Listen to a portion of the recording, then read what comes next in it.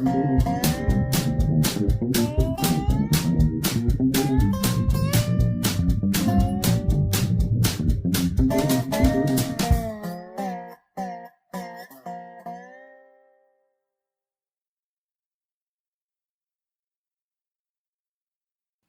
folks, Scott Grove here with you. Going to do some blues slide guitar stuff, and we're going to do it with the bar slanted almost the entire time. We're not in an open tuning, we're in standard tuning.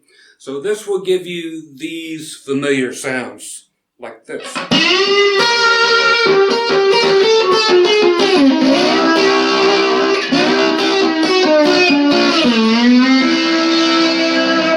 Okay, so it just specifically depends on your phrasing if you want to go.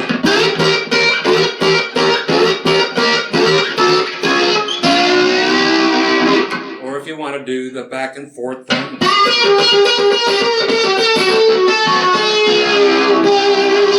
And continue on that.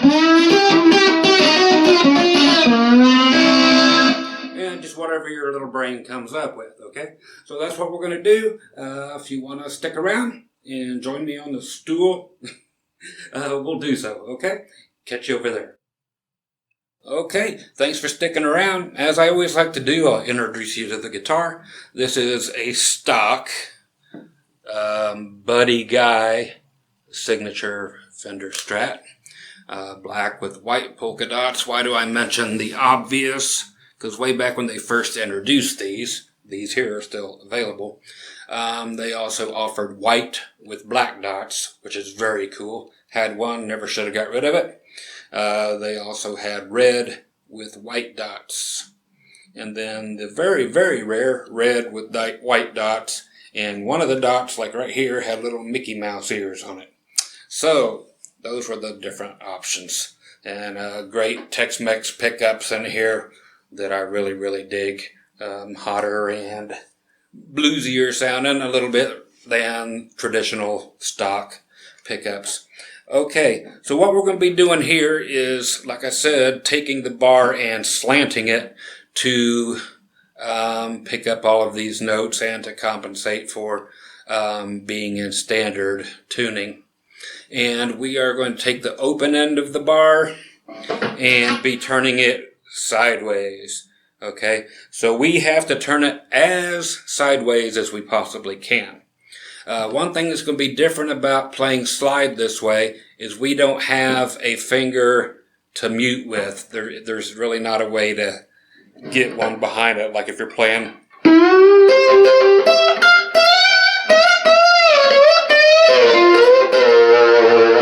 don't have that luxury this time. I play with my slide on the middle finger because I like to sit there and go. And if you put it on any other finger, you can't do that. It just takes it off the table. Okay, so that's why I do that. So for these licks, as the frets get further apart, you'll notice that I'll be starting at the 10 and 11 on the G and B strings. As I move the slide this way, it gets to straighten out even more, and that's natural, but all of these are as much as it can possibly be tilted or slanted. But we really need it to slant more as we progress here, and it naturally does because, again, the frets are further apart, so it requires that. Okay, so I'm going to be in the key of C. This will work in every key, of course, that you can possibly play this in. Works great in G. Got some cool sounding stuff. Everybody loves slide in G. But in C, it just shows up on the neck easier. So that's why I'm doing it here. So what we're going to do is like a C7.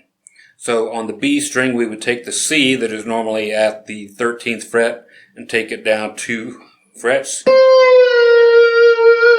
to the 11th fret.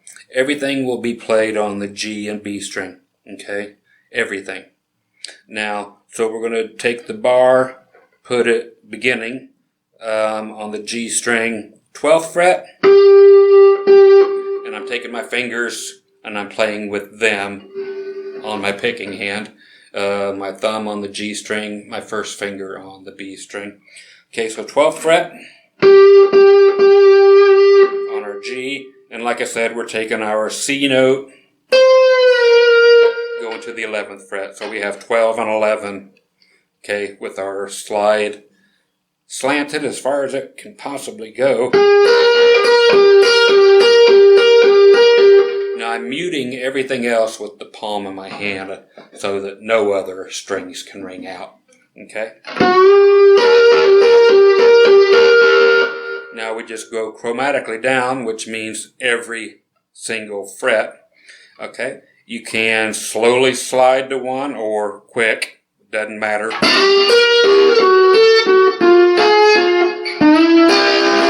Whatever you want to do, but it is every fret. So you go from 12 and 11 to 11 and 10 to 10 and 9 to 9 and 8, and that'll take you back to C major. So we have, again, 12 and 11. Go back one fret.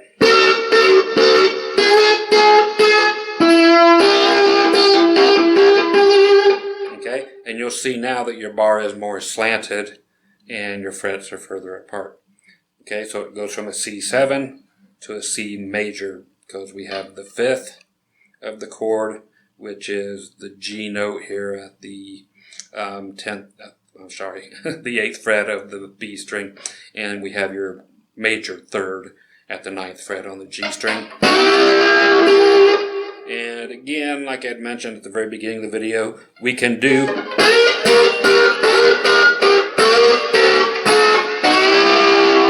sliding into that last one. And you have to be dead on everything, of course, or go back and forth with your thumb and first finger.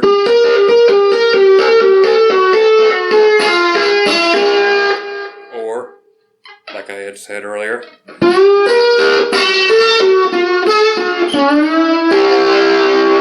whatever your phrasing is you want to use. To get from where we ended on this first little section, we start exactly where we were at 9 and 8. And we go chromatically down to 8 and 7. Down again to 7 and 6. And now we actually slide from the 4th fret up to the 5th fret, okay, with the bar straight. It's the only time we're doing the bar straight. So that one again.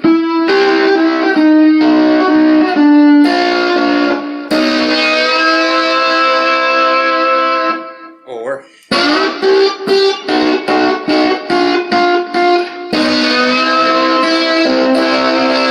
since the bar is straight there, if you want to, you can go ahead and add your damping finger now.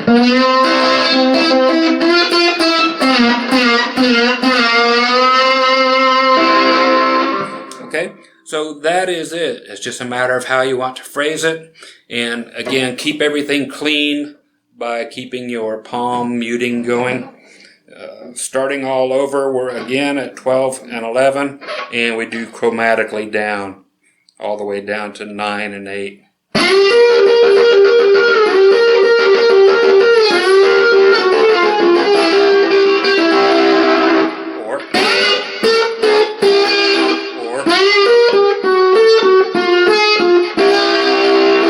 Okay, from there we stay exactly where we are, which is 9 and 8.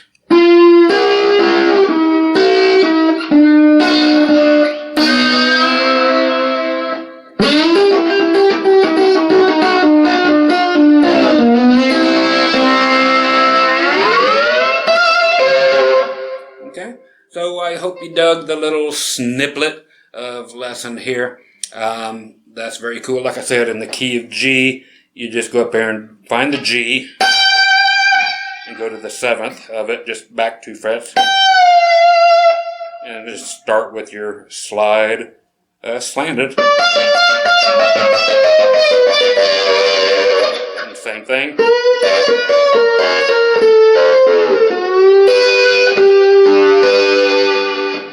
so there it is in G.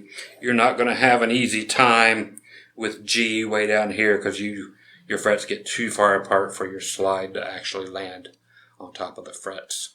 Okay, so it's good in G all the way up here.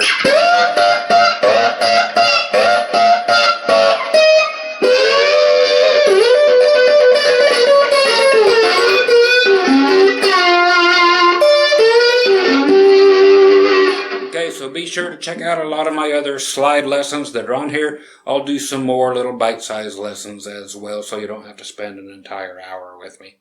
I know a little bit of Dr. Groovy goes a long way. So you guys stay groovy, and of course I am, and I'll catch you on the next lesson.